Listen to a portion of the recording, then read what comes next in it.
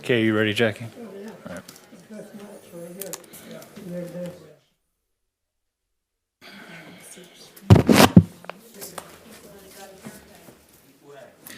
Okay, at this time I'm going to call the meeting of the Oroville City Planning Commission to order.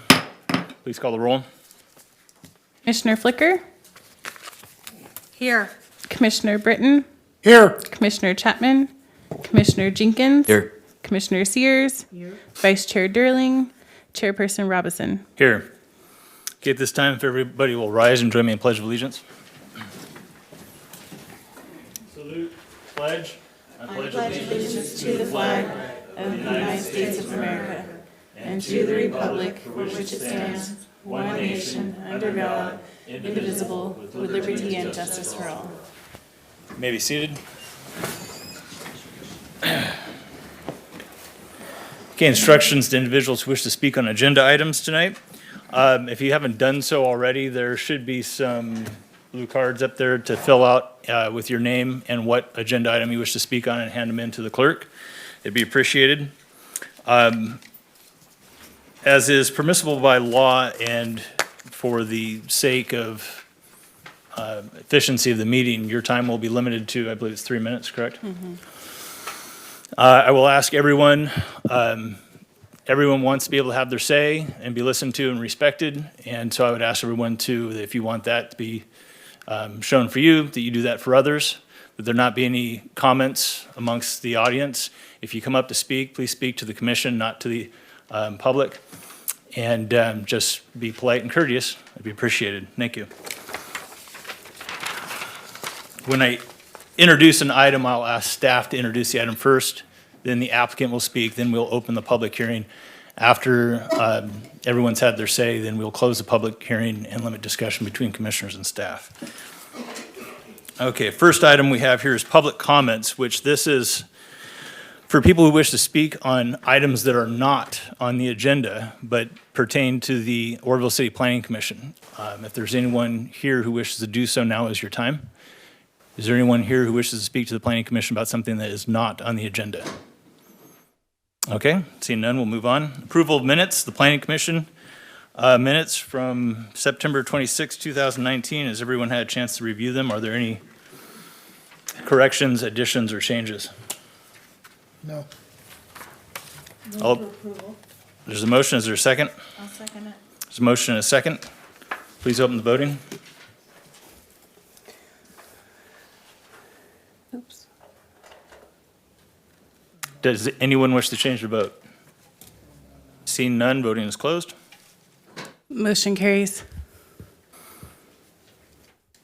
Okay, moving on to public hearings. The first item of business, if there are no objections, item number 4, that's the last item on the public hearings. It's 3010 Myers Street Hope Emergency Shelter. Staff and the applicant are both requesting a continuation. So I'm going to, if there are no objections, move that up to the first item and ask for a motion to continue. Seeing no objections, is there a motion to continue? November 21st. Just, yeah. Also move. I'll second it. Okay, there's a motion, a second. Any questions to the motion? Please open voting.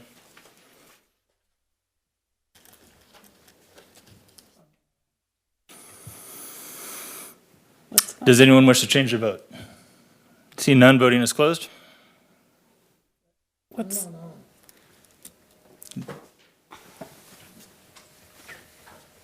Oh, yeah, you're.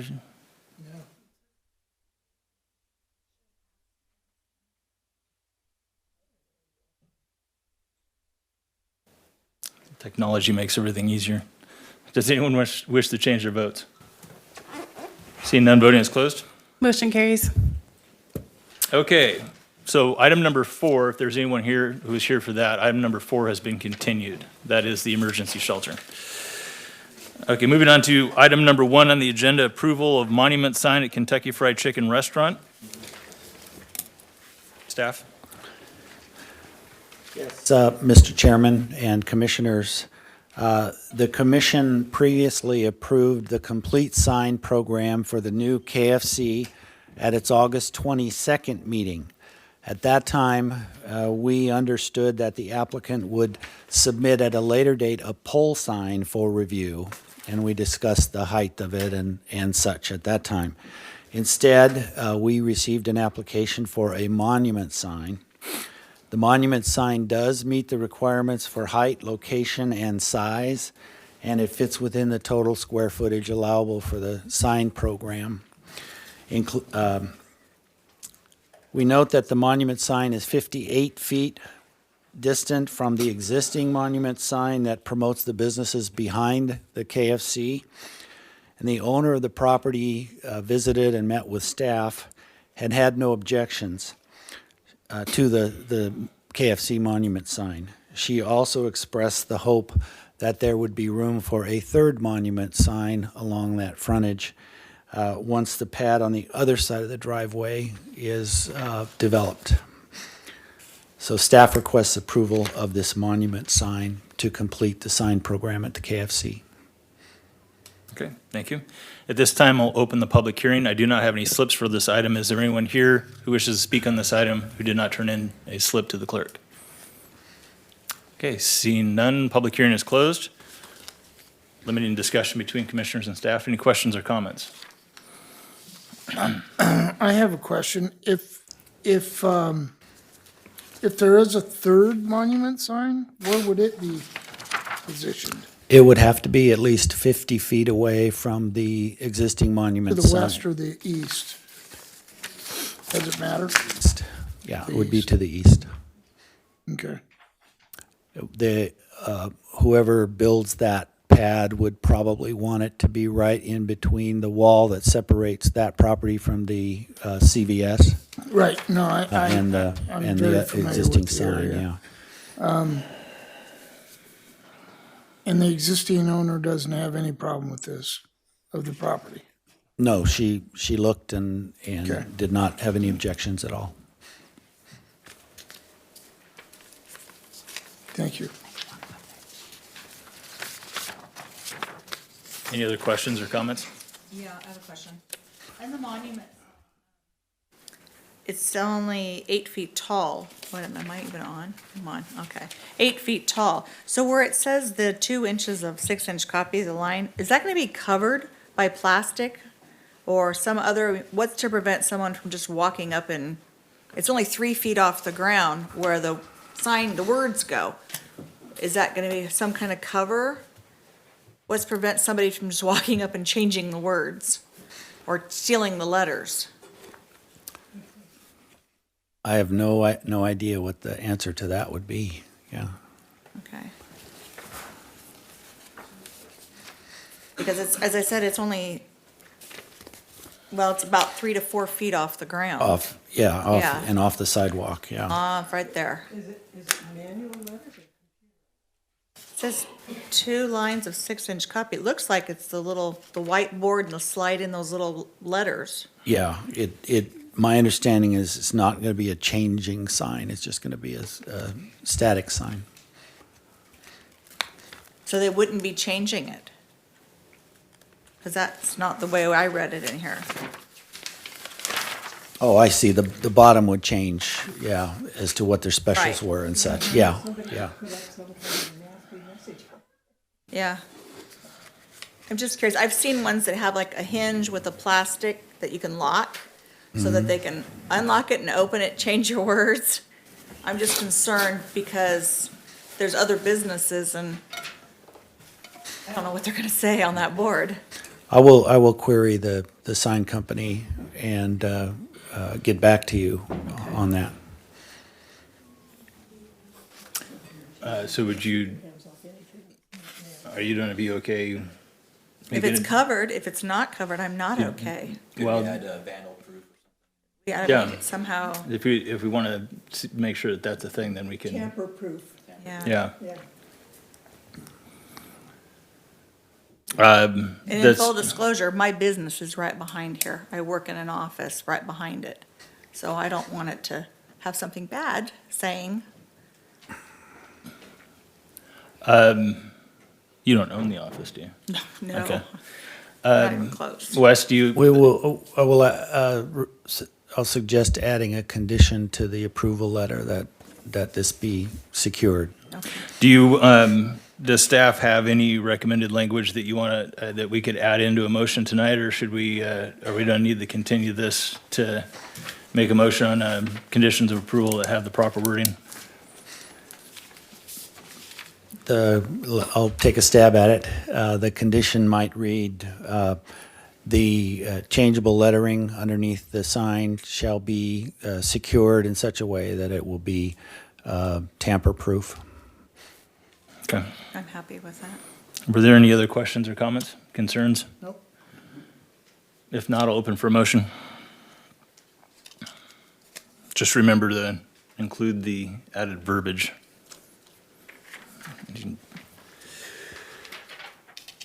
If there is a motion in approving this, then I'm trying to think. Yeah, this doesn't have a normal number on it. Yeah. I guess we just approve it as a sign. With the added conditions of approval? Would that be, so, is there a motion? I motion that we approve the Kentucky Fried Restaurant monument sign with the added condition. Is there a second? I'll second. There's a motion and a second. Any question as to the motion?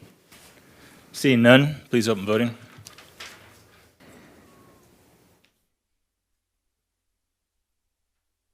Does anyone wish to change their vote? Seeing none, voting is closed.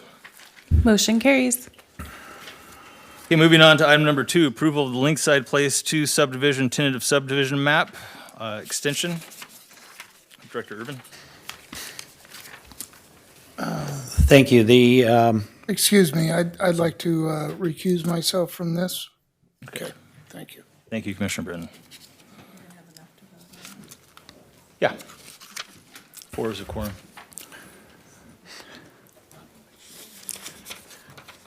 The owner of the property that is covered by Lakeside Place 2 subdivision tentative map is requesting an extension of this map for 1 year so that they can finalize their project. Without the extension, the map would expire December 10th of this year, and it is notable in that it is the only tentative subdivision map that Oroville has approved in the past that has not yet expired. This map covers a proposal for 56 units immediately adjacent to and south of the 65-unit Lakeside Phase 1 development, which is all sold and is now being occupied. Sean O'Neill, one of the owners of the property, is here to represent the owners if you have questions or if he wants to make a statement. Does the applicant wish to speak?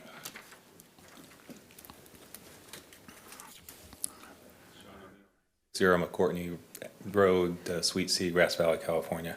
I'm here just to answer any questions. We've been at this a long time.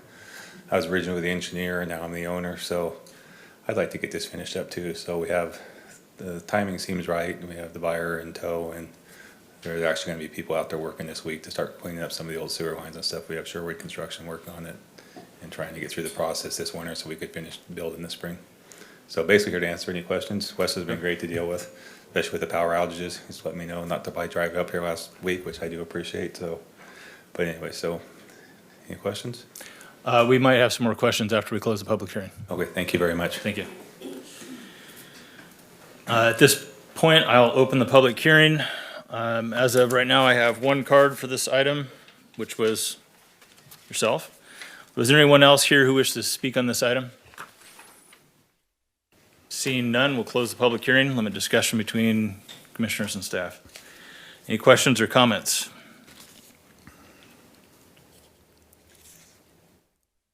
If not, I'll open for a motion. Also moved. Okay, there's a motion. Is there a second? I'll second it. Okay, any question as to the motion? Please open voting.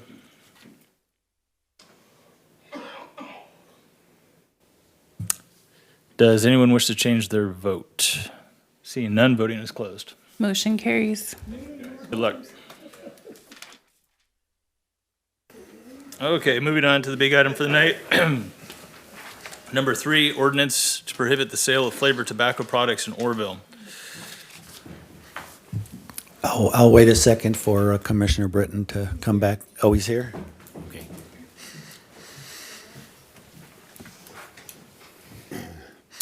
The item before you has been sent to you by the City Council, which has more than once discussed limiting or banning the use of flavored tobacco products within the city limits. This body has also discussed that in the past. At the council's October 1st meeting, they considered the question again. They heard testimony almost exclusively in support of a full ban, with arguments that included widespread use of e-cigarettes by youth, rapidly emerging data on the negative health effects of vaping, and federal and state moves to regulate or ban e-cigarettes. They then directed staff to prepare an ordinance with that full ban for council consideration as early as its November 19th meeting. Since some of the ordinance would change Title 17 zoning, the Planning Commission is asked to consider the question and forward its recommendations to council. We note that this commission is first to see the draft ordinance. The council has not yet. And tonight, for the first time, you may hear testimony from some who oppose the ban. The City Council has neither seen the ordinance nor heard significant testimony opposing the ban. In addition, today we received 92 signed petitions opposing the ban, which is up there for your review. The draft ordinance and also one letter in support so far. The draft ordinance before you reflects the full ban, but the commission is, of course, at liberty to make any recommendations it feels appropriate. The approach in this ordinance is similar to that of Sacramento County, one of 25 communities or more that have now banned flavored tobacco outright.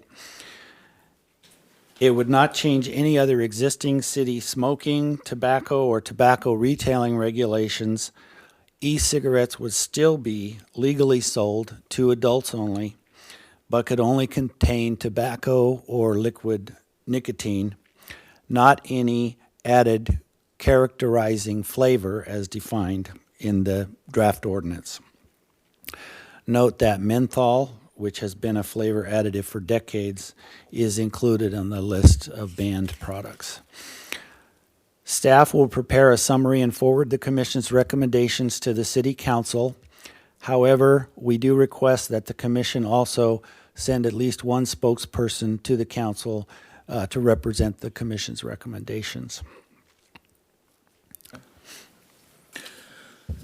Thank you. At this time, open the public hearing. I have several slips here. I will start with Bobby Jones.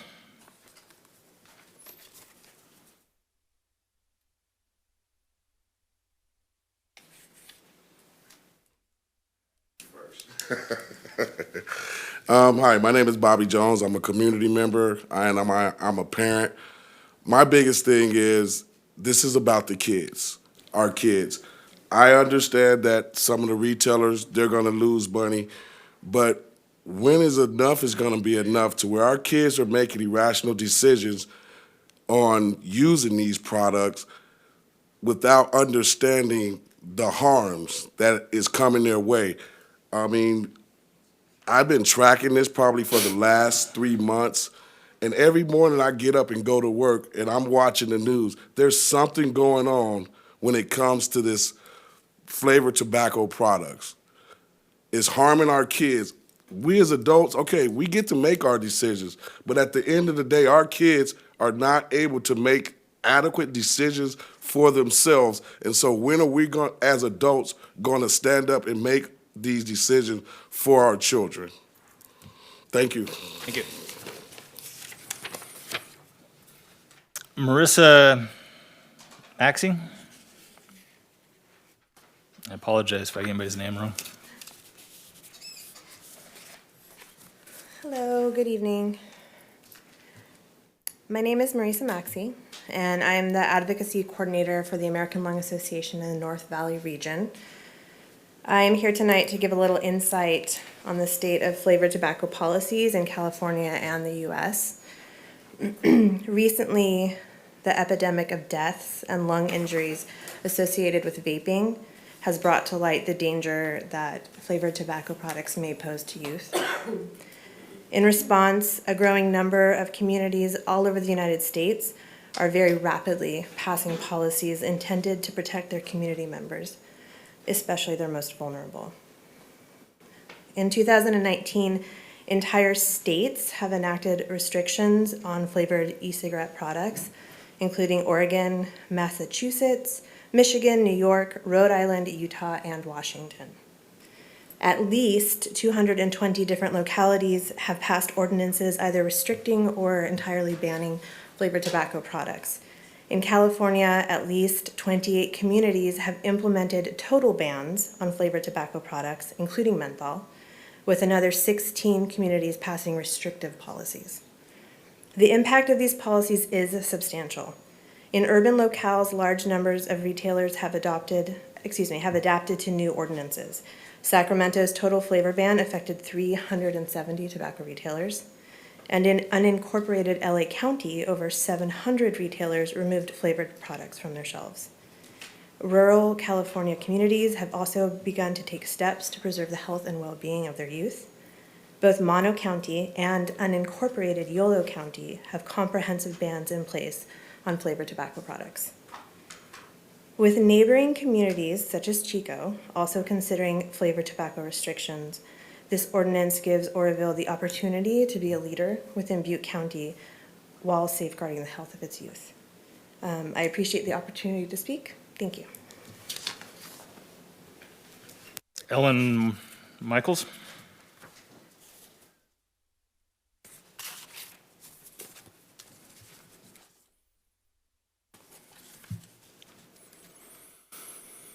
Evening.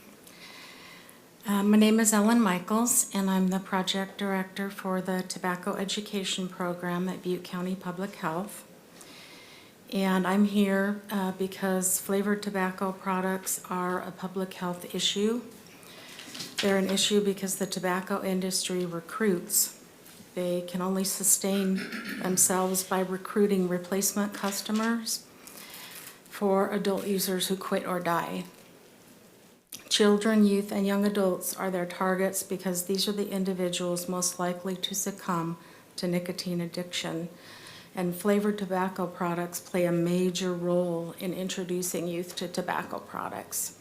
They taste better to first-time users. The Surgeon General's report on e-cigarettes concluded that flavors are among the most commonly cited reasons for using e-cigarettes among youth. They also make it easier to become addicted. And once addicted, it is extremely difficult to quit. I know from personal experience.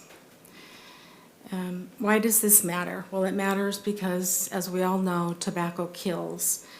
Tobacco is the only industry allowed to legally sell a product that will kill half of consumers when it is used as intended. And tobacco use underlies 4 of the top 5 killers in Butte County. The second thing I want to address is you may hear that prohibiting flavored tobacco will drive people who have quit smoking back to smoking conventional cigarettes, and this is simply not true. Most people who try to quit smoking through vaping end up doing both, and they end up being exposed to the harms of both. E-cigarettes are not approved by the FDA as a smoking cessation device, and not a single company that manufactures them has applied to be an approved and effective smoking cessation treatment. Also, when flavored products are no longer allowed, adult e-cigarette users will still have access to non-flavored products. And those wishing to quit have a range of FDA-approved treatments. Allowing harmful flavored tobacco products, which are proven to encourage initiation of youth tobacco use to stay on the market in the hope that adults will use them to quit smoking cigarettes is simply not a defensible public health strategy. For every one adult who is able to quit smoking through the use of e-cigarettes, it is estimated that over 80 youth initiate. That's your time. Thank you. Kavinder Chatkara.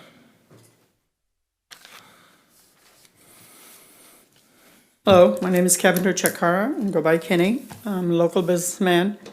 Some of the things I wanted to point out, number one, 2 years ago, state of California changed smoking age from 18 to 21. A year and a half ago, the pack of cigarette went up $2 a pack, which makes approximately cost of pack of cigarette around $10.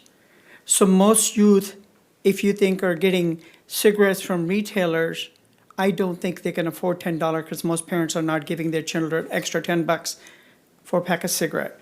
Number one. Number two, most of the retailers, this is what Mr. Adam Gray from State Capitol pointed out in his study, 94.5% of the retailers in the state of California have passed the test of trying to sell cigarette to minors. So the retailers are doing their part. And if your youth is getting cigarettes or vapes, number one, I would ask, where are the parents? Where are the teachers? That $2 a pack created a large amount of fund to be an education for tobacco. So like the young lady just left said, that education, why are we not doing that now? If we want our youth to stay away from the tobacco or alcohol is the same age as 21.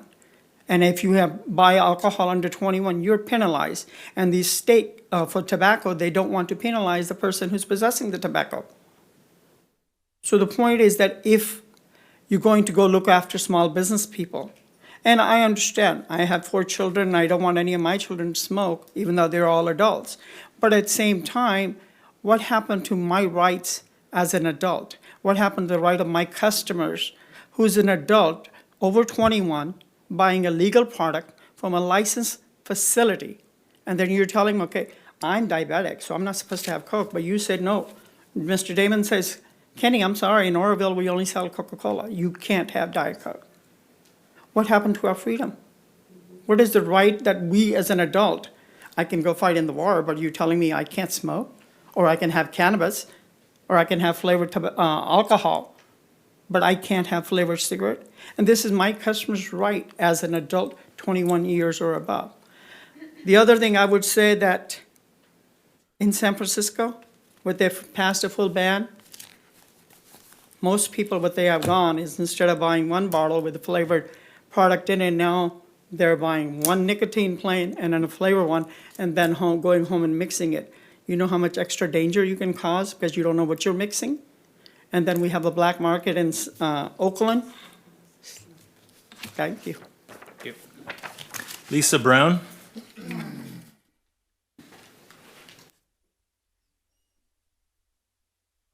Lisa Brown, 1875 Washington, and lived in Oroville my whole life. And I work at a tobacco store and Tony's Food and Liquor. We sell a lot of the wraps, and we sell them only to adults. And if, like he was saying, if we take that away, we'd have to take away puckers, all the liquors that have flavors to it also. I think our main concern here is the children. We don't sell to children. We only sell to adults. We moved it from 16 to 18, now 21, and I believe that we're old enough to consume whatever we want in our bodies. I think the main concern in Oroville would be the painkillers that the adults are getting and the kids are getting, the fentanyl and stuff like that. Not the flavored cigarettes and the flavored booze. I mean, they're dying from the different kinds of drugs. And mostly from parents letting them where they can get them, because they're not getting them from us. So I think the parents might need to take a stand. If they want their kids to not smoke They should watch their children more. And that's all I have to say. Thank you. Mike Mawas, I'm sorry if I didn't pronounce that name right.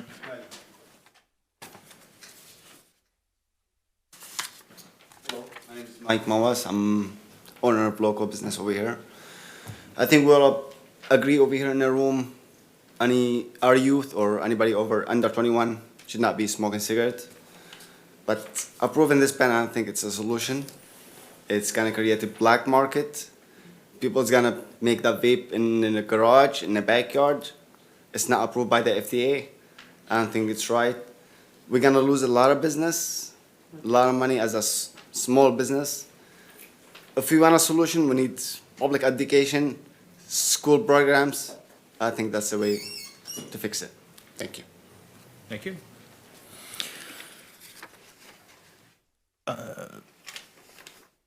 Pankaj Verma, Tony?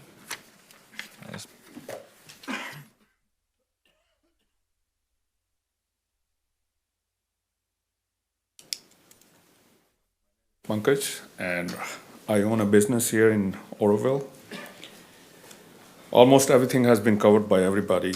All I can say is that we do follow the rules that have been set up for us. All I heard is concern about flavor. I think we have to decide whether nicotine or tobacco is bad or flavor is bad.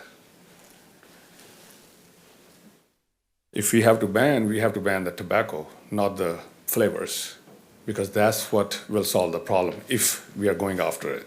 Because kids are not eating blueberries if they smoke blueberry flavor something. And first of all, kids are not smoking because we don't sell it to the kids. I don't know who is giving it to the kids, but we don't sell it to the kids. Age is set for 21. We are not selling anybody who's under the age of 21. There are so many bad things for the kids. Sugar, oil, alcohol. Alcohol is also ages 21, which if they're gonna get it through some adult. Some adult probably be giving it to them, but they can't just come in our business and they can buy it. But my biggest concern is that if you put a ban within the city limits, if you go half a mile away, our competition has everything. So no matter what, we will be on a losing end. If it's the whole county or whole state, that's a totally different story. But people still are. Sorry, go ahead. Thank you. But everybody, they are so savvy online. Most of them, they are getting it online anyway. And like the gentleman mentioned, I was just with one of the wholesaler. So he just said that he asked one of his supplier in San Francisco that if they lost any business by having a ban on it. He said, if you go by each package, we didn't lose anything. Because now what they're doing is they're buying plain cigars and the flavors on the side. And we all know that when you're doing stuff by yourself, it's much more dangerous than which is readily available or which is available, approved by the authorities. That's what my biggest concern is. Losing business to the neighbor. That's what is the biggest concern, because I know the city limits. I was just asking the gentleman earlier that if it's banned here, then half a mile away is available from me. Then what did we accomplish? Everybody has cars. All the people who are 21 years old, they have cars or they can travel half a mile. They will still get it. Thank you. That's time. Thank you. Okay, those are the only, oh no, I got one more. Melissa Anderson.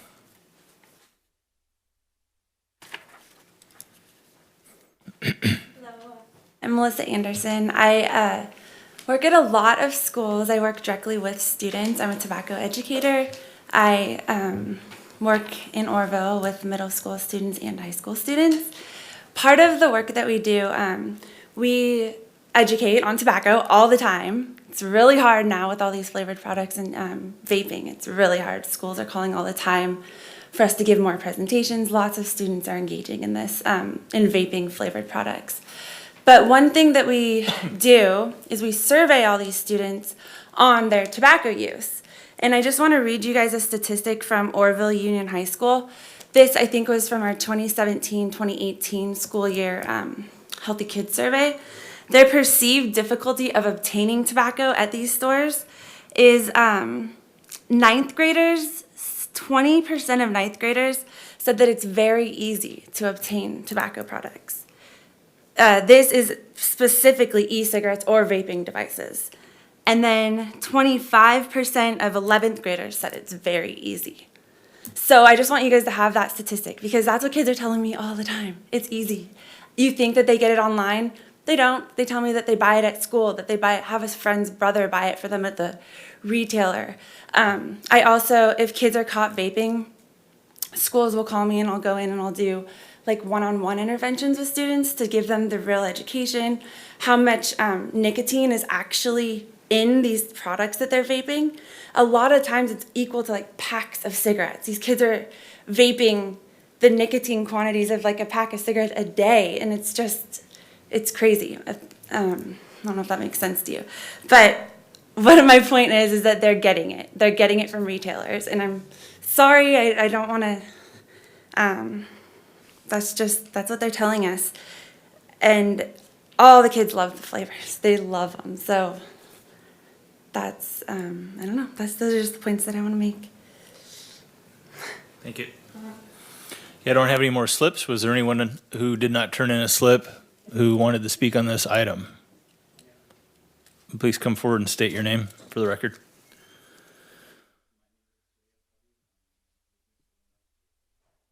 Can you speak up a little bit? I'm having a hard time hearing. My name is Suhail Khalil. I'm a local business owner.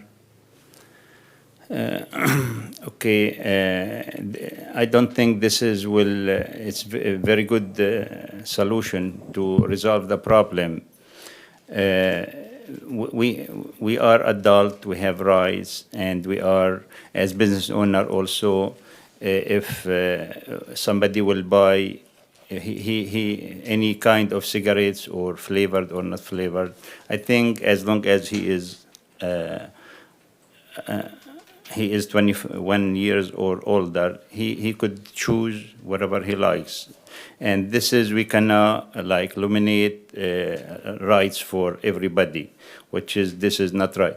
If we need a solution for this, we could just focus on education to the kids, or make more like strict things on the retail, finalize them more to make it, if somebody thinks that the retail will do that, which is, it's not right, but I don't know, the kids, they get their cigarette, if they want it, it's not through the retail, maybe through somebody else, or anyway, educating kids. And as we parents, I think like when we raise our kids right, will resolve the problem, not like if we'll ban this or that. Because there is too many things, it's bad for cigarettes, and if everything is bad for kids, we'll ban it, then we can ban too many things.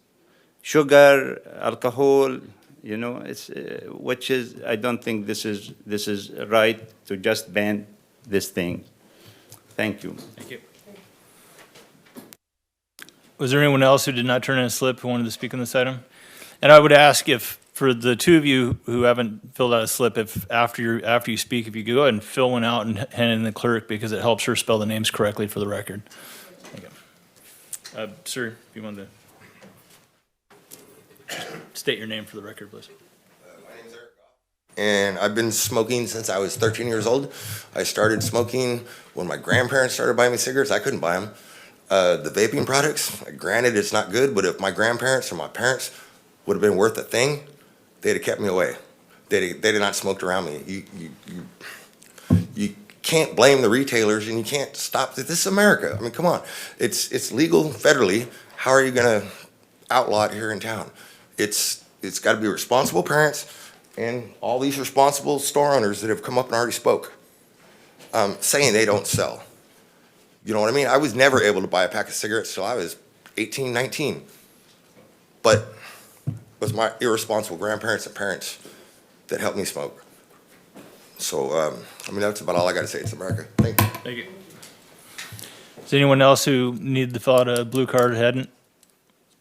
Seeing none, I am closing the public hearing and limiting discussion between commissioners and staff. Questions or comments?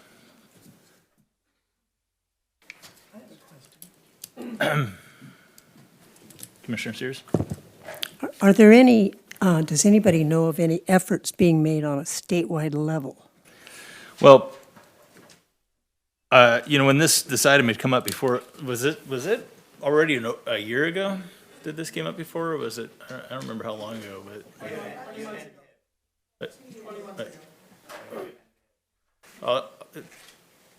let staff answer, but thank you. We don't want to have too many comments coming out from the public. Thank you. Yes, I believe it was in 2017. Okay. So when we had the discussion before, and we talked to, I'm sorry, I forgot the lady who was the one who had brought the issue to the city. Deanne Blankenship? Yeah, that's it. And we were discussing it. The objective is eventually to, after Oroville, to move to the county and the state. And the objective is eventually the ban will be statewide. It'll be a step-by-step process. I'm very conflicted about this issue because I hate tobacco, but I don't like the premise of the argument on this. Yeah, and I have more to say about this. About almost 30 years ago, the county public health director, who was a physician, Dr. Chester Ward, came to us and asked the city of Oroville to lead the way for the county, like I heard someone say earlier tonight, and enact a smoking ordinance that would forbid people from smoking inside of public places, stores, offices, and so forth, not their homes, and the city council had hearings that were so big they had to be moved to the State Theater. The bingo players went nuts. We had all kinds of kerfuffle going on, and in the end, the resolution failed, 4 against 3-4. The 3 members, the mayor and 2 council members who favored that, were recalled from office with the assistance of $8,000 pumped into the campaign by Big Tobacco. Approximately 6 months to a year later, the state of California implemented a statewide ordinance that was tougher than the one Oroville had proposed. So I'm just wondering if we're asking for trouble here, that if there's going to be some state action, we could indicate our support for it if we wish. But I just wonder how far we want to stick our necks out. It can be so painful for a little town like this. Well, I guess I'll reserve my comments until everyone else has had a chance. Is there anybody else who wishes to? I agree with the tobacco thing. It's just like alcohol or anything else, but we start taking the rights away from people, then we're doing something that the Constitution bans us from doing, really. I mean, this is a tough one. This really is. I mean, granted, we have laws in place for minors not to buy tobacco, alcohol, firearms. I mean, it's all there, but they still get it. How? I don't know. I mean, like the one gentleman, he said his grandparents gave it to him. I'm sure it's easy for kids to get it. I mean, you're absolutely right. The lady in the back, and she said that 20%, it was easy to get it. How are they getting it? That would be your next step. How are you getting it? Well, yeah. Yeah, okay. They've already spoke. Don't pull them in. But, I mean, this is a tough one, guys. It really is. Commissioner Flicker, Commissioner Jenkins? I've heard some interesting things. I'm not for banning any legal products, and the county, like you said, is just right outside our door, the casinos, really close to us. Without a statewide ban, I think it'd be pretty tough. And also, I'd heard the shop owner say something that I hadn't thought of is the flavors being sold that aren't actually a tobacco product, and then that could be used on a regular flavored cigarette to sidestep this type of rule. So. Well, it seems like I'm in agreement with all of you. My thought is also, looking at the stores and the way our city limits go, and the little fingers, you can go half a mile across the street, or whatever, and buy it. And it's like, so I can run out to that store, but I can't this store, and yet it's not that far apart. And then my also thought is, I feel like we're a communist if we're saying, no, no, no, you can't do. I mean, we are in America. We do have those rights. Yes, the law has been set, and we're trying to follow that law.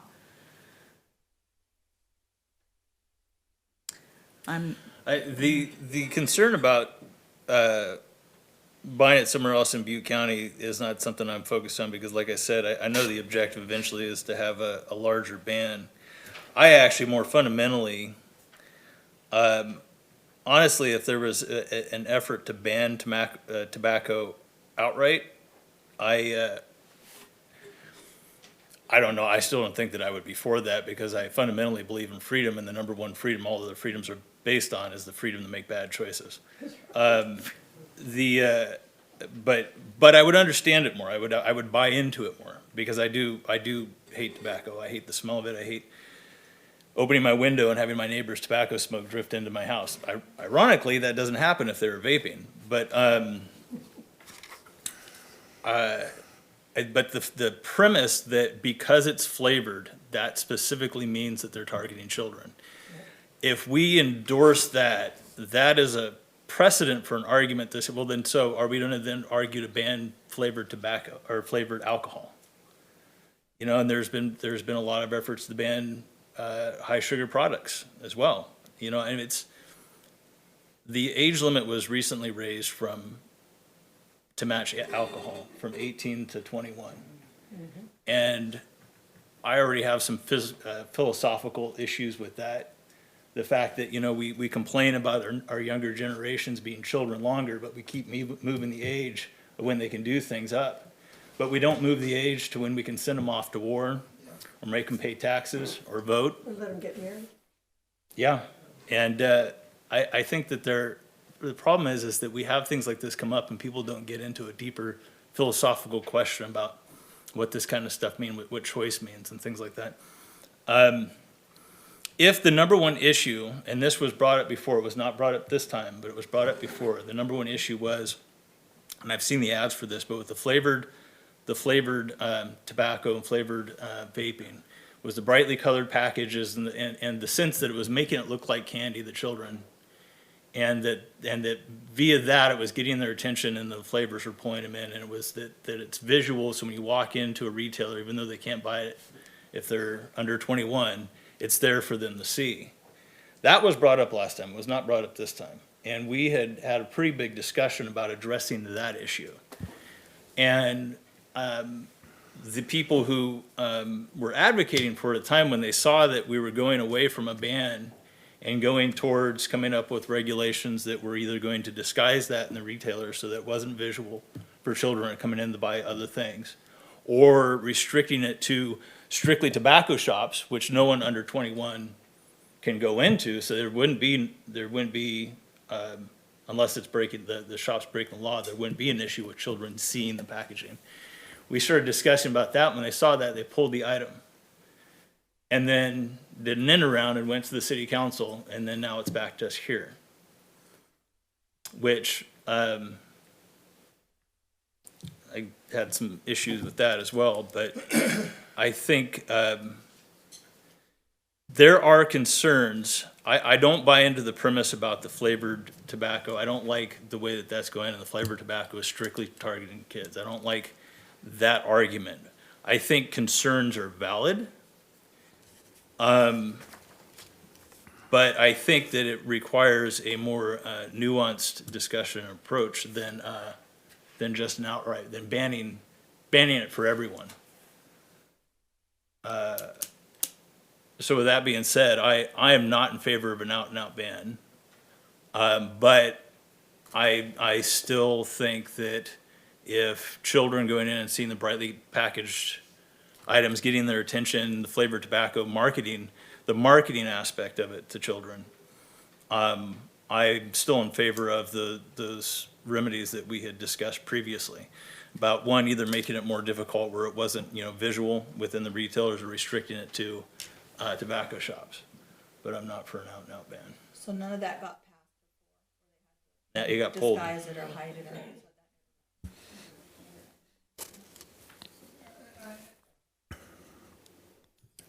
You know, cigarettes, alcohol, heck, aspirin now.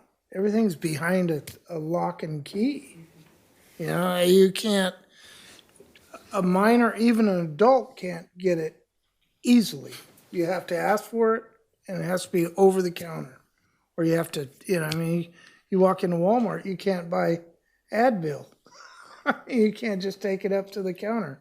To me, and I understand why, that's a totally different reason, but you can't just pull a curtain over the whole thing. I don't know. I agree with you about not making it attractive to children. I agree with that. But you look at you can't change the marketing of the suppliers. It'd have to be a federal Well, thing. federal and state can, we Yeah. can't, but no. And they do market it. It's very true. And the education for e-cigarettes is getting more and more and more. It's on TVs, it's in the papers, that how dangerous it is. So the education is getting there. They're starting to educate the public more. So I don't know if that'll work.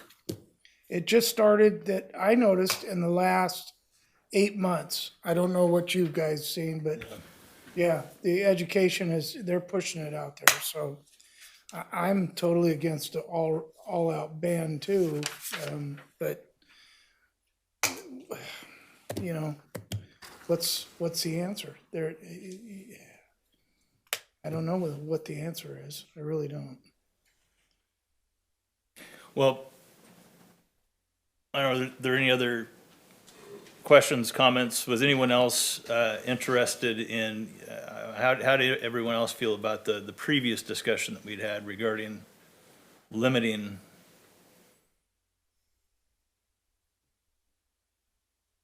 as opposed to banning?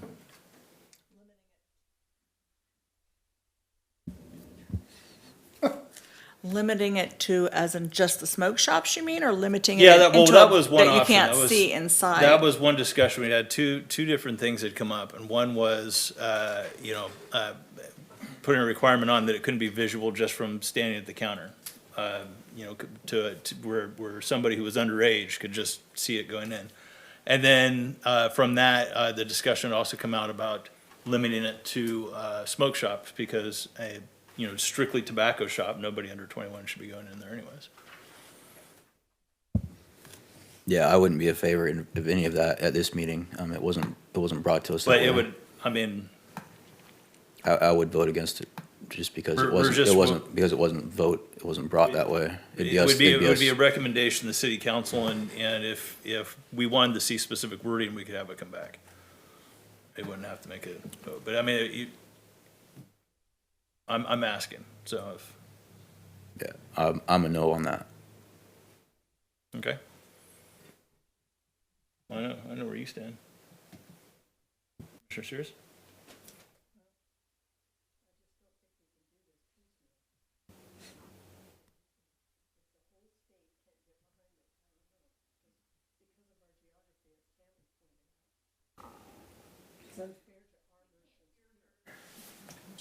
You gotta make sure you're talking right. That, for the ban, you're talking about, what about for, if we were gonna try and limit it as opposed to ban it? Like limiting it to smoke shops? Yeah. I wouldn't be against that. Commissioner Flicker, I don't think that you had responded on that. I'd be open to hearing it, with the smoke shops or limiting the view. I am opposed to completely banning it. Okay. City council wanted the recommendation at the next meeting? Ideally, but, they didn't put a real deadline on it. They just wanted to move on it. So the way I'm hearing this is that you have three options that you've been discussing. One is to wait until the county and/or the state moves to ban it so that Oroville is incorporated within that geography. One is to design another ordinance, noting that there are other communities that have not banned flavored tobacco outright, but have limited it. We haven't brought that to you or considered that yet. We could go back and look at that and see what they have done and how they have accomplished that. And the third is limiting it to smoke shops only. So those are, and the fourth, of course, is, take no action and just wait. Well, that So would those basically be the three. first one. Yeah, the That first would- one. Yeah. So we have some options. We can make a recommendation of any of those, which is a recommendation just saying we don't favor this, period, no other recommendation. Or we can make a recommendation, no on the ban, but, limiting it within the retailers. Or third recommendation, no on the ban, limiting it to smoke shops. Or we can continue this to another meeting for, if we want to see specific verbiage come back or something like that. And then at that meeting, send the recommendation on, refine the recommendation. And for the last one. So I guess if there are no other questions or comments or discussion, then I'll open for a motion.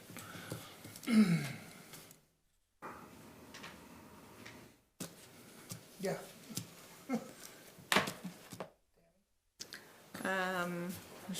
You had so many choices in how you worded it. Okay, So you said the last one, you meant the continuing and coming back with specific language? right, with the different Verbiage. verbiages, yes. So I make a motion. Or what verbiage? Yeah, that's the good question. So you can make a motion to direct staff to come back at the next meeting with some examples of language for the two options, because obviously the first one's just flat out saying we don't recommend. Can I say so move? What you just said. Okay, so I make a motion for this direct staff to come back with the different verbiages And the options are. and the different options. Do I need to list the options as well? I think we got that. Did you get that, Wes? The three The options? three, yes. Yes. Okay. Yeah. That's fine. Is there a second? I'll second. Yeah, there's a motion and a second. Any question as to the motion? I wouldn't blame anybody if there was. Not your fault. It's just complicated. It's very complicated. Seeing no question as the motion, I'll ask for the voting to be open, please.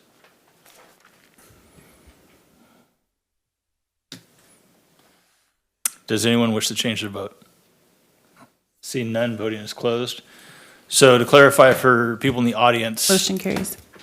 Yeah, the staff is going to come back with some language on the different options that we discussed before we send a recommendation on to city council.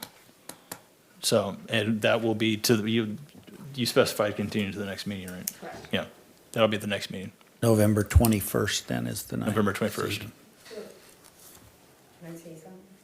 So is it banned or not banned? But no, that's what I just specified. It's it's been continued until the next meeting. We're going to discuss it further, but we're talking about other options. So, As of now, it's not. no. Okay, thank you. I have a question. Is it a question that can either be asked to staff after the meeting or at the next meeting, because we will be discussing it again at the next meeting? Well, my question for this, that the change of verbiage, are you going to reach out to the stakeholders before you bring it back to the meeting? I would encourage you, I would like that, actually. I would encourage the staff to, I don't know if staff has the man hours to do that, but if you, the retailers, any input that you could give to staff while they're doing that would be welcome. So, Because like I said, even for this meeting, most of the local retailers were not reached out. okay. Sacramento, city of, and by the way, County of Sacramento did not pass it, City of Sacramento, and they reached out to the retailer for 6 months before they even brought it to the city council. I'd like to discuss that with you after then. All right, I'll provide my card, and if you can give me contact information, we'll make sure to reach out to you.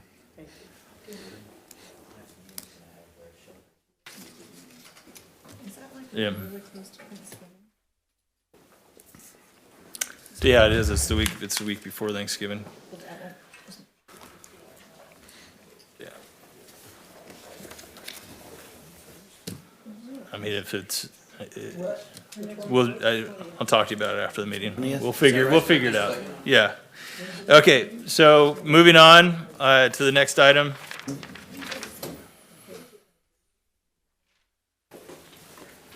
Moment to filter out for anybody who's leaving. Email it to me. I'll get him a card. Yeah, I can just email me the information.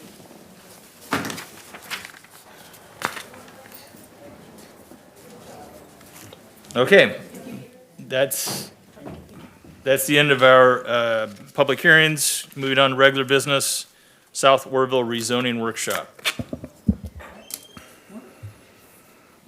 Wait, did I flip over? I flipped over, that was last meeting. Director's report, sorry. Yeah, I flipped over, it was the double printing on the thing, I flipped over the wrong page, and it was the minutes from the last meeting.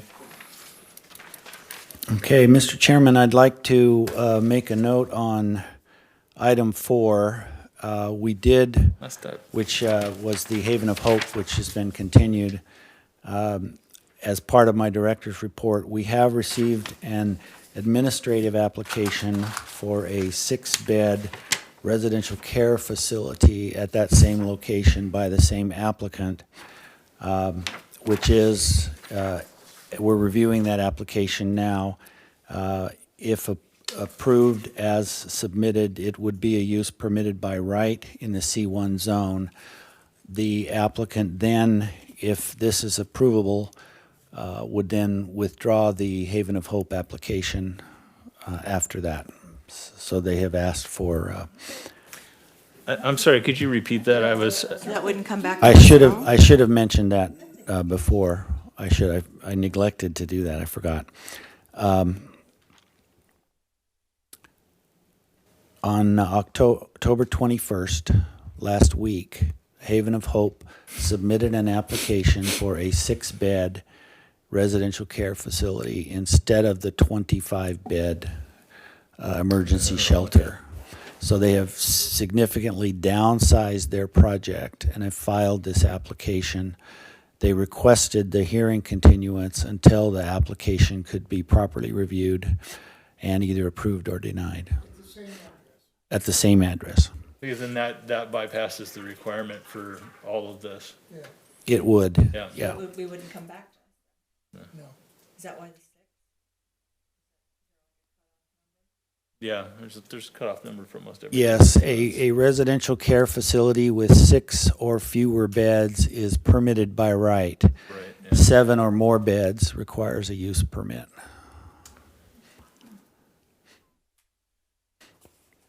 Okay, thank you. We went through that with housing. Yeah, actually, I was just thinking about that. Yeah, over there? Yeah. I have a question about that. Stafford Street, right? For West. Did they indicate that this would be the camel's nose under the tent and they'd see how it goes and then apply for the bigger one later? They have not indicated either way.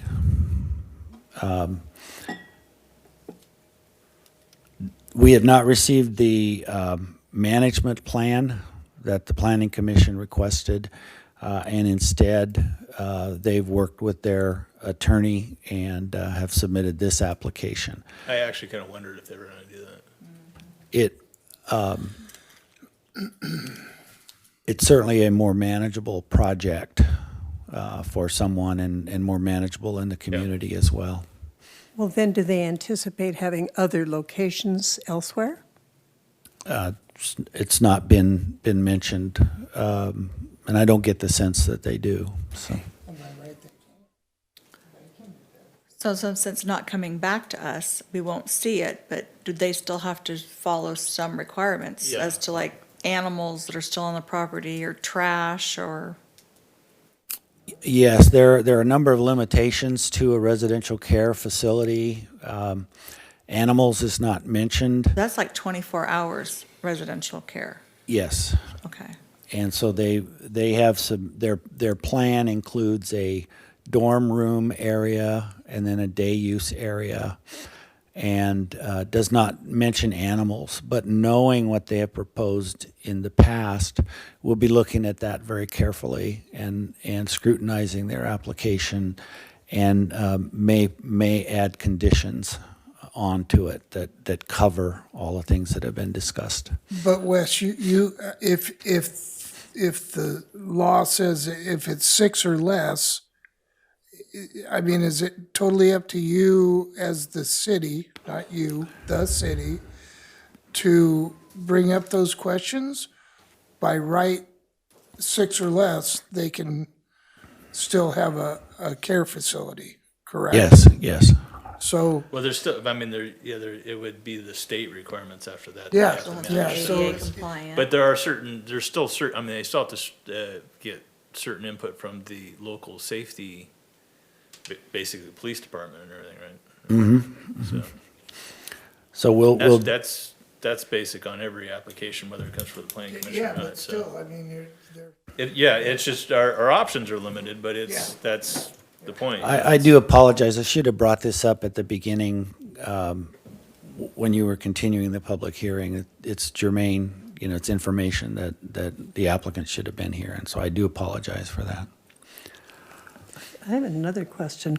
Are they still going to operate the mobile shower and laundry unit?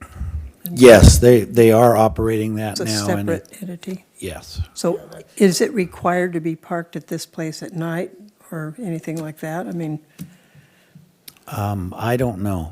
I don't know the answer to that. The original 25-bed proposal included yes. parking it there at night and using it as a facility. It's because they didn't have enough, but they, Right. with 6, I don't know what the limit is, but they probably have 1 or 2 showers that would be able to handle 6 residents, I would think. At this point, they don't have any ADA compliant No, they don't. bathrooms or showers. So still they have- would that would have have to to be- build That those, would yeah. have to be, that's gonna have to be addressed. That's- So there's no way we can bring it back to us at all to, No, I mean, it's under, It's as of under right, state, they right. can, it just, okay. I mean, there's still, there's still bars that they have to meet. It's just, it takes away our discretion on the issue, so. Okay, moving on to commission reports. Were there any? I have a couple Oh, other sorry. items, Go ahead.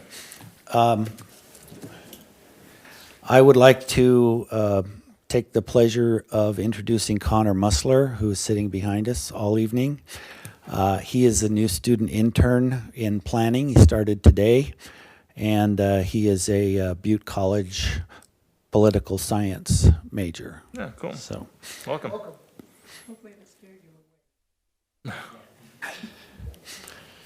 So a couple other items. We anticipate a November approval of our SB2 grant application for $160,000 to help with housing development. I've mentioned this a couple times before. And $75,000 of that will be used to support and incentivize reactivation of those previously approved but expired tentative subdivision maps. And Mike Wixon, who is a experienced planner, is here part-time to do that. And another $35,000 is set aside for annexation processing, with 25 more set aside for the general plan and zoning work in South Oroville, which you held the workshop for at the last meeting. And we're taking the commission's comments and ideas forward as we reach out to the local community. At its last meeting on October 22nd, the city council approved moving forward to join Butte County and Chico in the Butte Choice Community Choice Aggregation JPA. Good. An ordinance and schedule of development are now under preparation, and the goal there is to, the goal for the outcome of that is to save ratepayers about 2% and get them 30% or more of green energy as part of that process. Also have more responsive management too. Yeah, smaller entity. Ultimately, these JPAs, once they are established and build up reserves, can offer, do offer incentive rates to desirable businesses and such they'd like to attract. Yeah, I've been wanting them to do something like that for 20 years. At the last meeting, the commissioners, you folks asked for an update on the Gateway project. And I got a briefing this morning. The previous agreement with Snyder for that project has been terminated, and the city has been approached by a commercial broker who has a client interested in a similar mixed-use project that includes a boutique hotel, some retail, and some residential development. So the discussions are in a very, very early stage, but it's a whole new ballgame there now. And lastly, to limit abandoned shopping carts, the city council heard as part of Chief Joe Deal's proposal to the council. Council has asked for a review and possible update of the shopping carts and codes in order to limit the number of abandoned shopping carts that find their way out into the community. This ordinance is not in Title 17, so that will not likely come to the Planning Commission. It'll go to the council directly. So that concludes my report. And then, Damon, I had one question for you guys regarding December. The December council meeting it's the 26th of December. Sorry, not council meeting, planning commission meeting. And so my question to you guys is, one, do you want to cancel, move it? What would you like to do for? Well, part of that is, I mean, I don't know what's coming up on the agenda or how much time you guys need, but I mean, we could move it earlier, but I don't know if that would work with, the, applications and your guys' schedule and everything. Because if we postpone it to January, I don't know whether December or January is gonna be my last meeting, so.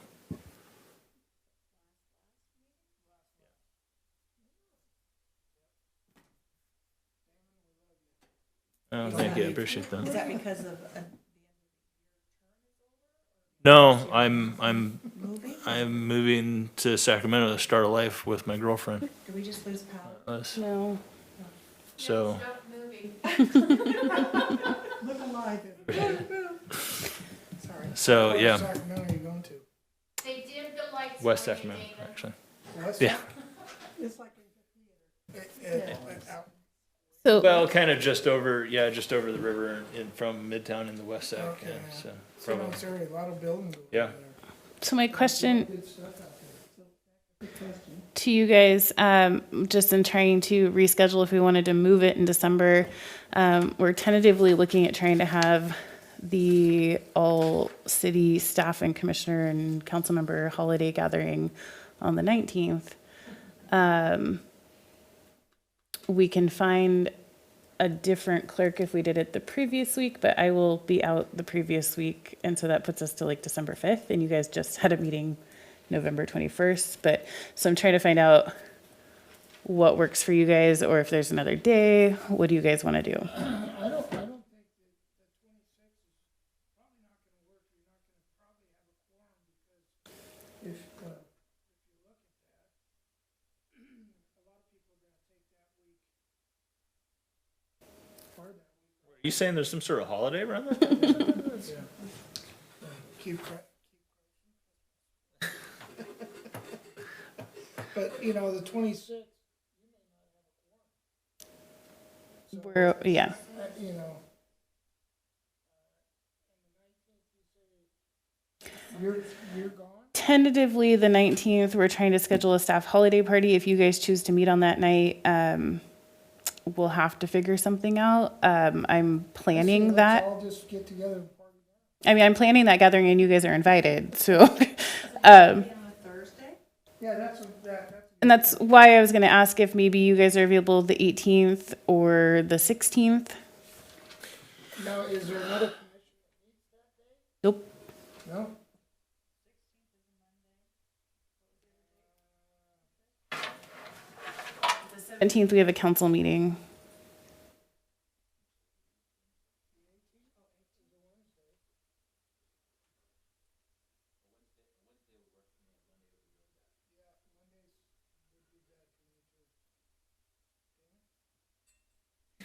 Um, 18th? yeah, that could work, I think. 18th?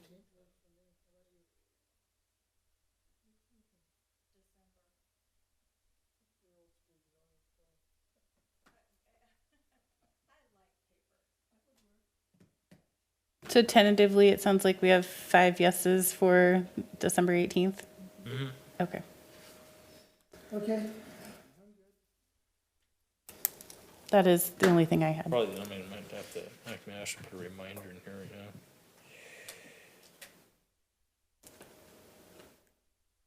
What did he say?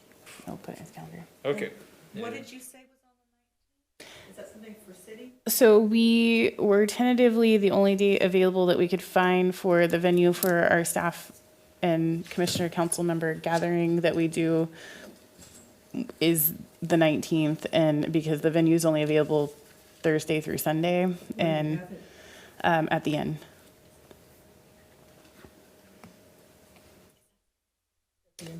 You'll be invited. We haven't sent out anything because we're still in the planning stages, but Yeah. last year was the first year we've done it this way. It was usually like a lunchtime luncheon. Right. Oh, you guys doing it in the evening then? Yeah, because they do it during the day and I could never make it before. Like, I made it once in the 20 years I've been doing this. I was like, Well, and last year I apologize because I didn't know commissioners normally came. And so I invited the staff and the council members. just didn't want to invite me. That's all it was. But I was corrected on that before this one came about, that the commissioners are normally invited. So I will definitely make sure you guys get an invitation. Well, I better, it's my birthday. Any other commission reports? From any, I don't think we have any subcommittees or anything going on, anything commissioners. I would ask, I mean, I could print it out myself, but I don't get paid for this, so.